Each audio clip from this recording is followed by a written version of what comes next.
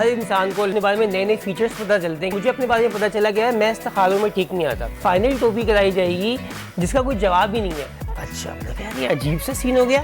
جی ہم استخارے کے بعد آپ کو جواب دیں گے. میں نے کہا یار یہ نا ٹو مچ ہو گیا. میں نے اپنی ساری گناہوں کی لسٹیں نکال لی. 30 روپے کا پاؤ آ رہا ہے, آپ نے 50 روپے کا ڈکلیئر کیا ہوا ہے, پوری ایک دنیا آپ نے بنائی ہوئی ہے. ہر بندے کی اپنی ایک آڈینس ہے. بیٹل آف استخارے کا اعلان کریں.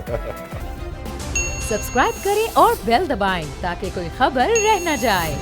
علی اب ہمارے شو پہ جب کوئی سنگر آتا ہے تو ہم اسے باتیں کم گانے زیادہ گواتے ہیں. اب کوئی کمیڈین آیا ہے تو آپ سے ہم سوال کم ذرا کچھ کامیڈی سننا چاہتے ہیں تو کچھ ایک ٹیزر ہو جائے پلیز.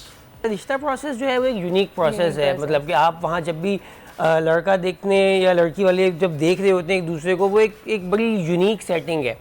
صحیح ہے, یونیک ہے یا ویئرڈ سیٹنگ ہے؟ یونیک اینڈ ویئرڈ, آپ اس میں بہت سارے ورڈز ایڈ کر سکتے ہیں. مطلب کہ یہ ایک عجیب سا سین ہے. اچھا اب آپ ہر انسان کو, بندے کو بھی اور بندی کو اپنے بارے میں نئے نئے فیچرز پتہ چلتے ہیں کہ میرے اندر کیا کیا اور چیزیں.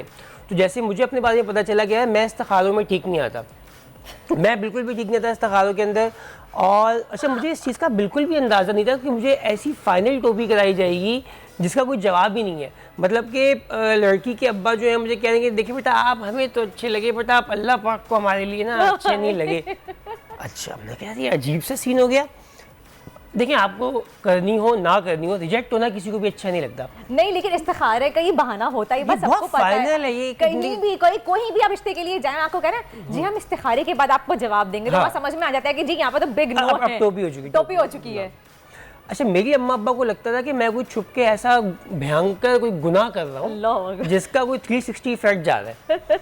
میں نے کہا یار یہ نا ٹو مچ ہو گیا, گناہ چیک کرنے پڑیں گے, ان کو نکال لو آپ. میں نے اپنی ساری گناہوں کی لسٹیں نکال لی. صغیرہ ایک طرف کر لیے, کبیرہ ایک طرف ہو گئے. اچھا کچھ گناہ تو ڈسکس نہیں ہو سکتے, وہ پرسنل ہوتے ہیں, ہم ان کو یہیں پہ ختم کر دیں گے. اچھا کچھ گناہ مجھے ایسا لگتا ہے کہ وہ فرشتے بھی شاید کچی پینسل سے لکھتے ہیں, جو کہ فار ایگزامپل بچپن کے, جیسے کہ نوکری لگنے سے پہلے تک میری جو انٹرنل اکانومی تھی وہ دھنیا پودینہ کے پیسوں میں غبن کر کے چلتی تھی. 30 روپے کا پاؤ آ رہا ہے, آپ نے 50 روپے کا ڈکلیئر کیا ہوا ہے, پوری ایک دنیا آپ نے بنائی ہوئی ہے. اچھا پھر مجھے احساس ہوا کہ یار اگر یہ گناہ دیکھ کے شادیاں ہو رہی ہوتی, اعمال نامے دیکھ کے, تو پتہ نہیں ماشاء اللہ پاکستان میں تو کیسے کیسے لوگ شادی شدہ ہیں.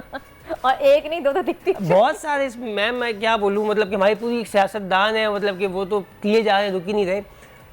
پتہ نہیں ان کے استخارے کون نکال رہا ہے, کیا سین چل رہا ہے. تو اچھا مجھے بہرحال کسی نے کہا کہ آپ ایک کام کریں علی بھائی, یہ گناہ چیک کرتے رہیں گے اپنے آپ کو آپ ڈپریشن میں ڈالیں گے. استخارے کو استخارہ کاٹتا ہے, آپ بھی استخارہ نکلوا لیں.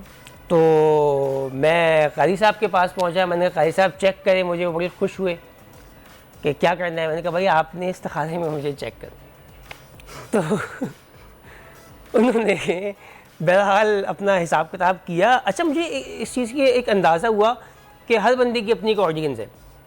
لڑکی والوں کا کہ جو قاری صاحب ہے وہ ان کی آڈینس تھے, میں اپنے قاری صاحب کی آڈینس تھا. انہوں نے مجھے میری مرضی کا جواب دیا. انہوں نے کہا بھائی آپ بالکل صحیح ہو, آپ 100% ہو, آپ گڈ ٹو گو ہو, آپ جاؤ. میں نے امی کو بولا امی اب ہمارے پاس استخارہ آ چکا ہے, بیٹل آف استخارے کا اعلان کریں.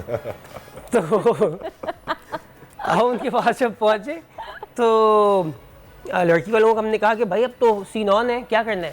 انہوں نے بولا آپ کو سمجھ میں نہیں آ رہی کہ ہمیں آپ سے نہیں کرنی.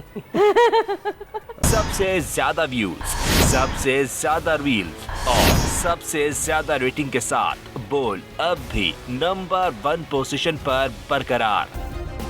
سبسکرائب کریں اور بیل دبائیں تاکہ کوئی خبر رہ نہ جائے.